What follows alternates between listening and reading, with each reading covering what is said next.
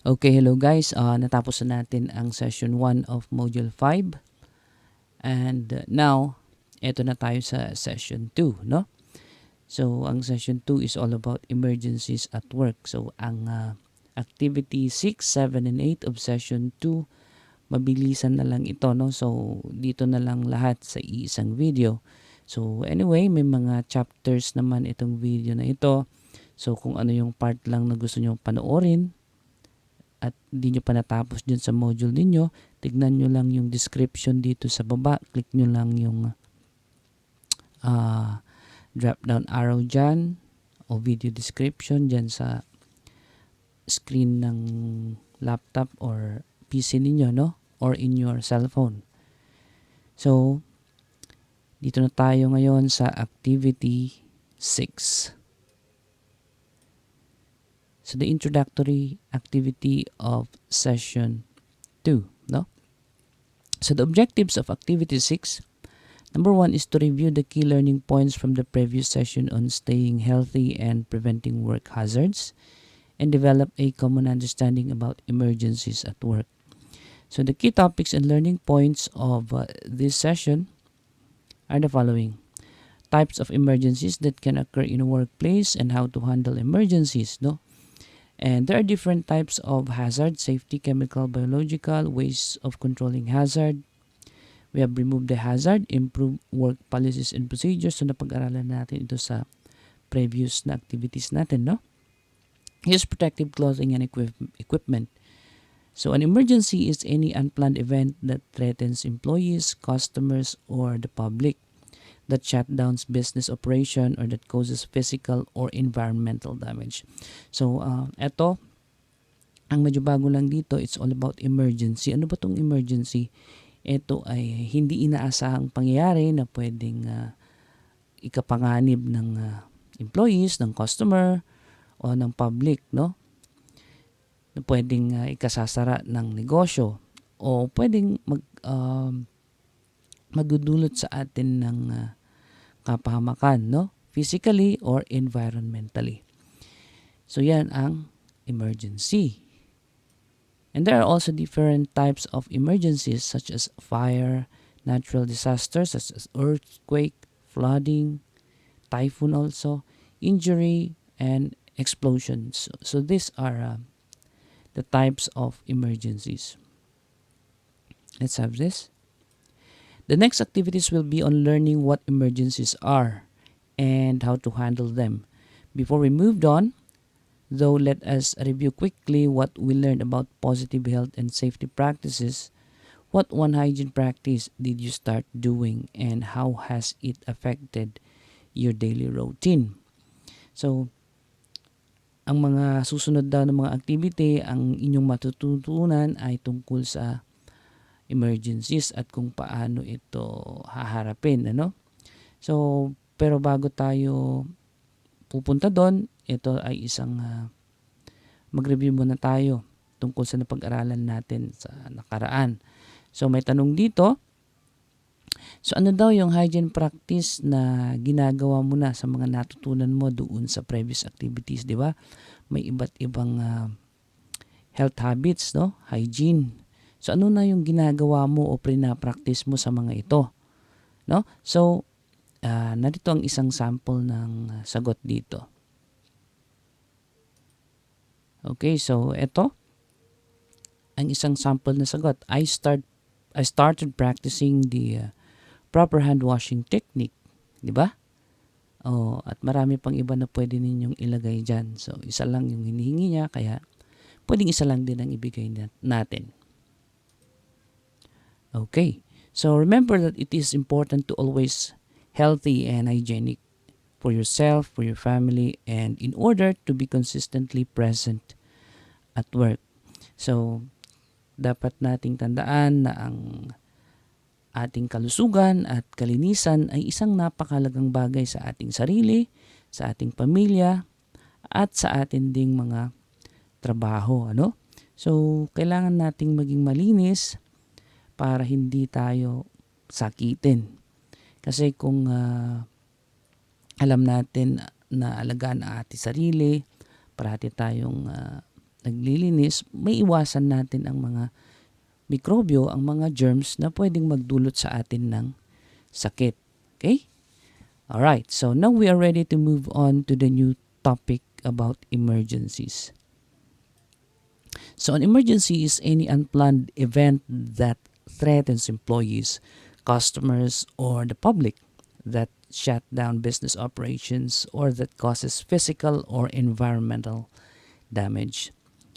So, have you experienced a personal emergency? What happened and what did you have to do? How was it resolved? So, naranasan mo na daw bang nasa sitwasyon ng isang emergency, no? Ano bang nangyari at ano yung ginawa mo? At paano ka nakasurvive sa emergency na yon? So, tignan natin ang isang sample na sagot dito. So, ang sagot dyan, yes, I had experienced personal emergency. I was gathering firewood in the nearby forest when I accidentally slit my leg with my bolo. I tore my shirt to make a bandage and wrapped my injured leg. So, nung nangyari, nangunguha daw siya ng panggatong doon sa gubat. Tapos anong nangyari? Nahiwa niya, unataga niya yung kanyang paa gamit ng itak na hawak niya. So, anong ginawa niya? Pinunit niya yung kanyang damit para gumawa siya ng pantali niya, no? Bandage, para itinali niya sa dumudugo na paa. So, yan ang isang sample na answer. Okay, so dito tayo sa let's apply. Conduct an interview with an adult family member or a next-door neighbor and ask about home emergency situations and response mechanism. Has there ever been an emergency at home or at work? What happened? How did they respond? What was the outcome? And the answers might include severe injury, fire, explosion, earthquake, severe storm, family feud, violence, and etc. and others. So, magkakandak daw kayo ng isang panayam sa isang sa family, no, sa family ninyo, sa pamilya ninyo. So, pwede yung tatay, nanay, o tito or tita, o kaya naman sa inyong kapitbahay tungkol sa mga emergency na nangyari sa bahay at kung ano ang ginawa nila. So, pwede rin sa work, yung emergency pwede sa bahay or sa work, no? So, tanungin kung anong nangyari at kung ano yung ginawa nila at ano bang kinalabasan, no? So, narito ang mga ilang halimbawa ng emergency, yung nasugatan, sunog, magkaroon ng pagsabog, lindol, o kaya naman bagyo, o away ng pamilya at iba pang violence, no? So, yan yung mga pwedeng topic dyan na tungkol sa mga emergencies. So, narito ang isang sample na sagot. So, ang sabi dyan, my father had experienced a strong earthquake while working in a construction site. Debris kept on falling from the construction. He remained calm and told me that he hid himself under a metal sheet to protect himself until the earthquake had stopped. Then they ran out of the construction site. So, yan yung kanyang sagot. Siguro ang kinapanayam niya dito ay ang kanyang tatay na nakaranas ng isang malakas na lindol habang nasa construction site. So, dun daw sa construction site, so nung nangyari yung lindol, syempre naghuhulugan na yung mga construction materials o yung mga ginagawa nila sa construction. Pwedeng mga bakal, mga semento, mga kung ano-ano na pwedeng malaglag doon. Syempre malakas yung lindol, di ba? Pero nanatili daw siyang kalmado at syempre naghanap siya ng pwede niyang mataguan at sumilong siya doon sa ilalim ng isang metal sheet. So pag sinabi natin metal sheet, ito ay matibay, bakal siya na makapal, no? Na pwede niyang itago yung kanyang sarili doon. Hanggang huminto yung paglindol. At nung huminto yung paglindol, lumabas sila, tumakbo doon or palabas sa construction site. So that was yan yung nangyari sa kanyang tatay, no? About an emergency. So, yan lang ang tungkol sa activity 6. Now, let's go to activity 7. Diba? Ang bilis. Kunti-kunti lang. So, itong activity 7 is all about responding to emergencies and staying healthy at work. So, the objectives are the following. Recognize the appropriate response to emergencies in the workplace and identify healthy hygiene practices in the workplace. So, ano ba yung mga dapat gawin kung merong mga emergency doon sa trabaho, no? Tsaka dapat natutukoy ninyo kung ano yung mga hygiene practices in the workplace. So, narito ang isang question and answer on emergencies and disaster. Match the question with the appropriate answer solution and write the letter of your answer on the blank before the number. Work on this activity with a fellow life skills student. You can do this over the phone or via text message. Your mobile teacher will go over this activity with you and validate your answer. So, dito, meron tayong matching type, no? So, isulat lang daw ninyo ang letter ng tamang sagot dito sa may patlang dito sa unahan ng bilang. So, doon sa sample na papakita ko, hindi ko inilagay yung letter ng sagot para kayo na lang maghanap. Para meron naman kayong gagawin. Baka mamaya, isusulat na lang ninyo yung letter dito at hindi na ninyo papakinggan itong at papanoorin itong video natin, di ba? So, habang sinasagot natin, nahanap ninyo yung letter ng sagot dyan sa inyong module. Okay ba? So, umpisa na natin. Okay, so number 1, if you're inside a building and begin to feel the shaking of an earthquake, what should you do? So, pag nasa loob ka ng building at lumilindol, anong gagawin mo? Ang sabi dyan, get outside if safely possible. If not, get under something heavy or sturdy like a desk or a door frame. So, kung lumilindol at pwede kang lumabas kasi hindi naman gaanong malakas o pwede ka pa naman lumabas, di ba? So, pero kung hindi pwede, kailangan mong maghanap ng isang matibay na pwede mong sumilungan. Pwedeng ito ay upuan o lamesa, basta matibay, ano? So, yan ang sagot. So, hanapin ninyo kung anong letter yan. Madali lang ito, guys. Tingnan ninyo mamaya. Magugulat kayo. So, number 2, if you smell smoke and suspect a fire burning somewhere in the building, what should you do? Kung meron daw usok, tapos parang may sunog, pero hindi mo naman alam kung nasaan. So, anong gagawin mo? So, may naamoy ka na usok, no? Gagawin mo, shut the door, get out of the building, and call 112 or get the neighbors to help. So, yan ang gagawin mo. Okay, so number 3, if an unknown chemical spills in your workplace, what should you do? So, kung meron daw chemical na natapon, no? So, anong gagawin mo? Sabi dyan, leave it alone and get a boss or go for help. Do not touch it or breathe in the fumes. So, magtawag ka, no? Magpatulong ka. Pero wag mong hawakan o amuyin yung natapon na chemical. Next, number 4. If you're working outside a storm with lightning starts and you can't get inside the building, what should you do? So, habang ikaw ay nagtatrabaho daw sa labas ng iyong pagawaan, tas merong kidlat, tas hindi ka makapasok sa building ninyo, anong gagawin mo? Sabi dyan, crouch low to the ground, sit on the soles of your feet, stay away from trees and metal objects. So, stay low, no? So, baba mo yung sarili mo, no? Upo ka on your feet. Tsaka, wag kang sisilong sa mga puno o kaya mga metal na object. Kasi pag tinamaan yung puno, dali ka rin doon. Pati yung isang metal object. Diba? Kasi itong lightning minsan, ang mga tinatamaan na nyo, yung mga medyo matataas. No? Yung mga nakataas na bagay tulad ng mga puno, tulad ng mga antena, mga ganon, no? Na nasa taas. So, kailangan mong ibaba yung sarili mo.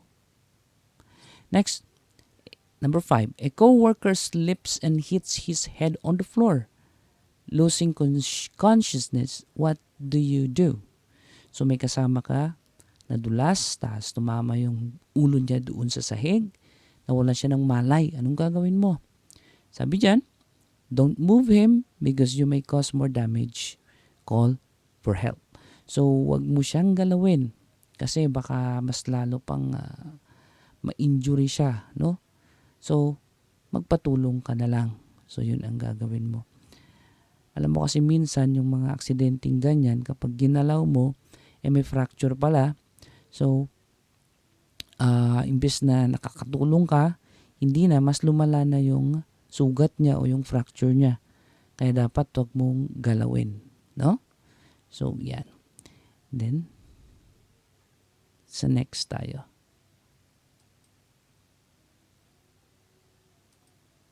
Number 6, if a coworker falls off a ladder and injures his back, what should you do? Ito naman, nahulog sa hagdan yung kasama mo. Ganun din. Do not move him yourself. So, wag mo rin galawin, no? So, magpatulong ka. So, call 112 for an ambulance. Okay. Ewang ano ba yung sa atin? Ano ba yung number na emergency sa atin? 911? Ganyan, yan, no? So, basta yung emergency na pwede nating matawagan, pwedeng police, pwedeng sa health center natin, sa hospital, di ba? Mga numbers nila dapat alam natin. So, number 7, which is more hazardous, a sharp knife or a dull knife? Sabi dyan, anong sagot? A dull knife because you force harder to cut. Ewan ko to. Yan na ba yung sagot niya? Number 8, true or false? If you are caught in a fire, you should stay close to the ground. Okay. So, kapag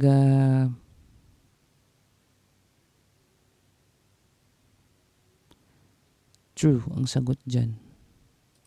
So, kapag sa sunog daw at natrap ka, anong gagawin mo? Stay close to the ground, dumapa ka, no? Bakit? Kasi yung usok, para hindi ka masyadong maano sa usok. Kasi sa baba, walang masyadong usok. So, ang gagawin mo, dapa, no? Stay close to the ground. So, ito pala, sinasabi dito, sa number 7, anong mas delikado, yung sharp knife or dull knife? Bakit dull knife ang sinabi niya dito? Kasi daw, kapag ginagamit mo yung mapurol na kutsilyo, mas gumagamit ka ng puwersa, di ba? Pinuwersa mo. So, kaya sinabi niya na mas delikado. Yun ang kanyang reason. So, yun naman ang nandito sa ating module. So, let's just isipin yung answer, no? Yan. Number 9, what are some security measures that can reduce the chance of workplace violence? So, the answer, good lighting, a reliable communication device, a security guard, a video camera, work in groups. So, ang sinasabi dyan, ano daw yung mga security measures na pwedeng gawin natin para makaiwas tayo ng violence doon sa ating workplace. So, ang sagot dito, good lighting, dapat maliwanag. Tapos, meron tayong communication device, just like cellphone or phone, di ba? Meron security guard, may CCTV. Tapos, pag nagtatrabaho, dapat you work in groups. So, ito yung mga bagay-bagay na pwedeng nating isaisip or isaalang-alang para makaiwas ng violence sa workplace. Number 10, where do you report an emergency? In a police station, in a hospital, in a barangay hall, or in a fire station. So, yan yung mga pwede nating tawagan kung meron tayong mga emergency situations. Okay, next. What should you do for a severe cut? O kung meron tayong sugat, no? Bawa, nahiwa natin yung ating kamay. Gagawin, apply pressure to the wound. And if there are no broken bones, elevate the wound above the heart and seek medical help. Okay, so anong gagawin natin? Apply natin ng pressure, ipisilin natin, no? Ipisilin natin yung sugat para magsara yung mga blood vessels. Kasi kung bukas yung sugat, yung mga blood vessels lalabas, dudugo. So ang gawin natin, pisilin natin yung sugat para hindi lalabas ang dugo. So kung ito naman ay wala namang nabali na buto, itaas natin yung part na nasugat mas mataas kaysa sa tapat ng ating puso, no? Para kasi yung kapag mas mababa sa ating heart, siyempre mas malakas yung pagdaloy ng blood. So dapat itaas natin. Kung yung kamay natin, dapat itaas mo, no? Okay, and then seek medical help. Number 12, what should you do for a very serious second or third degree heat burn? So anong gagawin mo sa nasunog, no? Nasunog na bahagi ng yung katawan, second or third degree. So anong gagawin natin? Sabi diyan, don't remove clothing, inform supervisor and call for help. So wag mo daw alisin yung damit. So magpatulong. Kasi kapag kasi minsan pag nasusunog tayo, sobrang serious yung sugat, dumidikit sa ating damit. Tapos pag inalis mo yung damit mo, syempre yung balat kumakapit doon, di ba? So wag muna. So kailangan mong magpatulong muna para yung mas nakakaalam yung asikaso kung anong dapat gawin, di ba?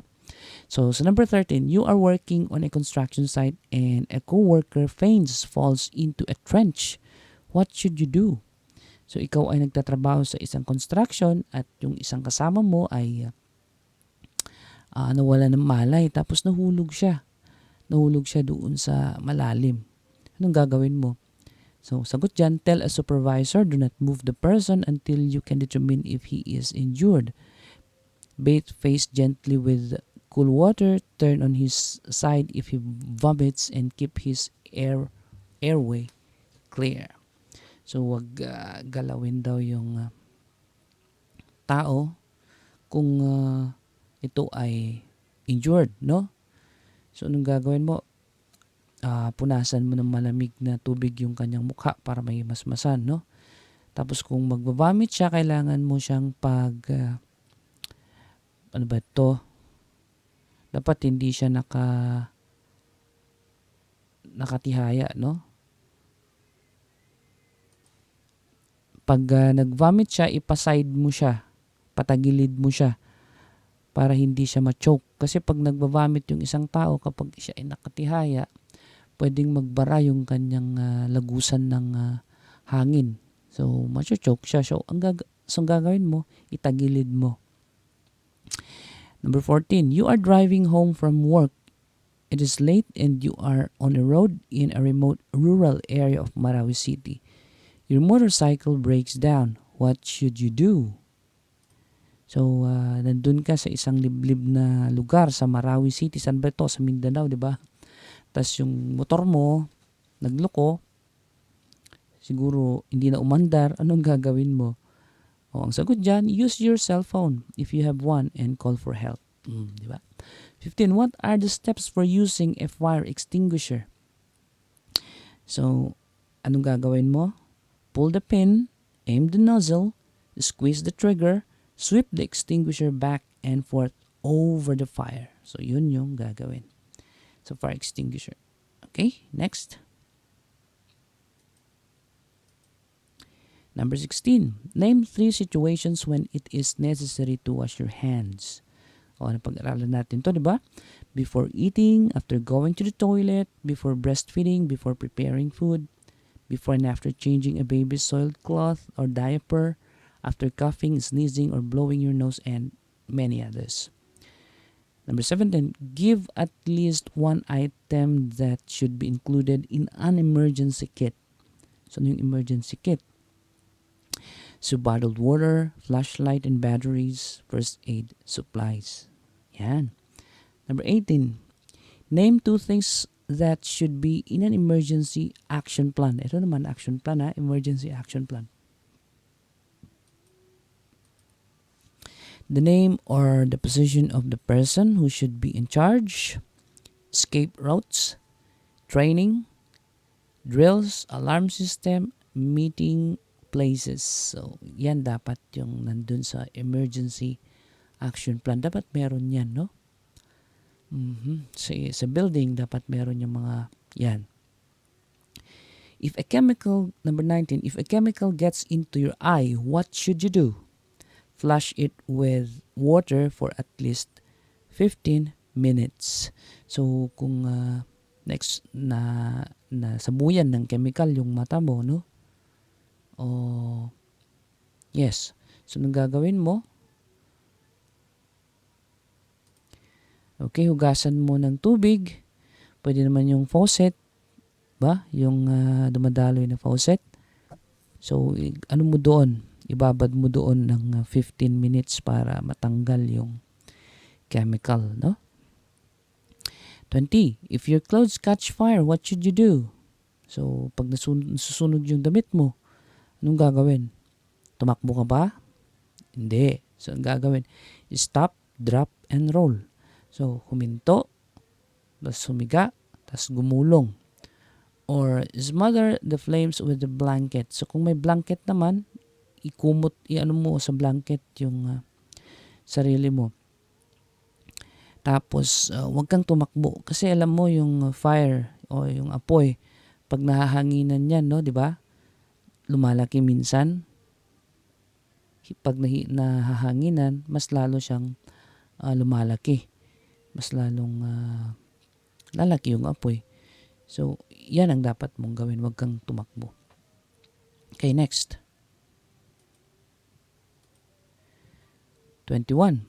Give at least one factor that increases your risk of being robbed at work. So, ito, ano ba yung mga sitwasyon na pwede kang manakawan?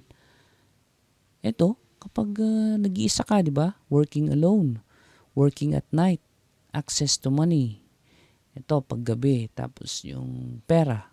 Kung alam nilang may pera ka, delikado yun, no? 22. What are 2 methods to clean water so it is safe for drinking? So, ayan, boiling for 3 minutes and letting cool. Or using chlorine. Pagpapakulo o paggamit ng chlorine. 23. What should be used to put out a grease fire on a stove? So, pag may apoy, halimbawa yung grease fire, yung mantika, no? Umapoy yung mantika, anong dapat mong gawin? A pan lid or a baking soda. So, or a sand. So, pwede yung buhangin, lagyan mo ng buhangin, or a baking soda, o takpan mo, di ba? Huwag mo itong buhusan ng tubig o kaya flour kasi mas lalong liliyab. Di ba? 24. Name 2 personal hygiene practices that can prevent spreading germs when working in a restaurant. When working in a restaurant, you should wash your hands frequently, use hairnet, and keep your fingernails short. Di ba? Madali lang intindihan yan. 25. What does the skull and crossbone symbol mean? So, kung meron kayong nakita doon sa isang bote na bungo, tapos merong 2 buto na naka-X, anong ibig sabihin nun? Poison, no? Lason. So, huwag mong inumin. So, huwag mong ikalat. So, itago ito sa isang lugar na hindi naabot ng mga bata para hindi ito accidentally na mainom, no? Yeah. Next, eto na lang. No speaking can lead to spread of germs. True or false? True. Avoid picking your nose as much as possible. It can spread disease and increase likelihood of infection or cold. Wash your hands after picking to avoid spreading germs to others. Avoid touching your face A lot too, to prevent germs from entering your mouth. Tama. So, alam nyo kasi minsan itong ating kamay kung ano-ano yung manahawakan. So, iwasan natin yung hawak-hawakan natin yung ating mukha, pisil yung ilong natin. Kasi minsan, yung kamay natin, naiipon doon yung germs. Pag ginahawakan natin yung ilong natin, o yung mukha natin, pwedeng maipasok yung germs sa loob ng ating katawan. Diba na yung mukha natin, nandun yung ating bunganga. Yung ilong natin, doon pumapasok yung hangin. So, pwede nating malanghap o kaya pumasok sa bunganga natin yung mga germs at pwede tayong magkasakit, di ba? 27. What type of shoes should construction workers wear? Construction workers should wear shoes that are closed at the toes. Sandals should not be worn. Ideally, boots should be used. So, bakit kailangan closed yung kanilang sapatos o kaya yung boots? Para maprotektahan yung kanilang paa, yung daliri. Kapag sandals kasi o tsinelas, pwedeng masugatan yung kanilang paa. Alam niyo naman sa construction, madaming nakakasugat na bagay doon pag naapakan o nasagi ng ating paa. So, ang mas ideal na isuot daw ay bota, no? So, yan yung sagot. So, tapos na natin. So, anong napansin ninyo dyan sa pagsagot? Di ba madali? Bakit? Kasi pabaliktad lang kung ano yung pinakahuli doon sa last na choices. Yun ang sagot ng number 1. Sundan mo lang yun. Yung number 2, yung second to the last. Yung number 3, yung third to the last. Ganun lang, paakyat. Ganun lang yan, di ba? So, okay. So, that is activity 7. Okay, dito naman tayo sa activity 8, the objectives. Recognize the appropriate response to emergencies in the workplace and identify healthy hygiene practices in the workplace. So, madali lang ito. True or false lang. Ilagay mo lang ang true or false. Tapos kapag false ang sagot mo, ano dapat yung statement? Ganun lang yun, di ba? So, tignan natin itong sagot. Okay, so dito sa number 1, germs are spread through animals but not people. True or false yan? False yan. Bakit? Kasi, pati rin ang mga tao, pwede rin magka-spread ng germs ang tao. Bakit kung tao, wala ng germs, di ba? Pwede rin tayong magkaroon ng germs. Pwede rin nating mai-spread ang germs pag hindi tayo naglilinis sa ating sarili, no?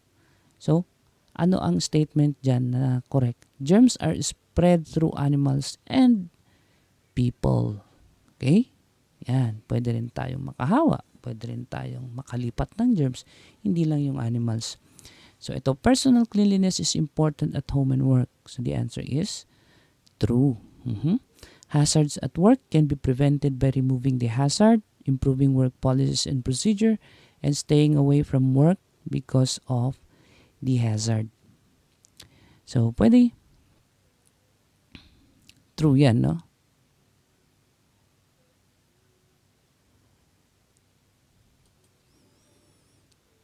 Okay.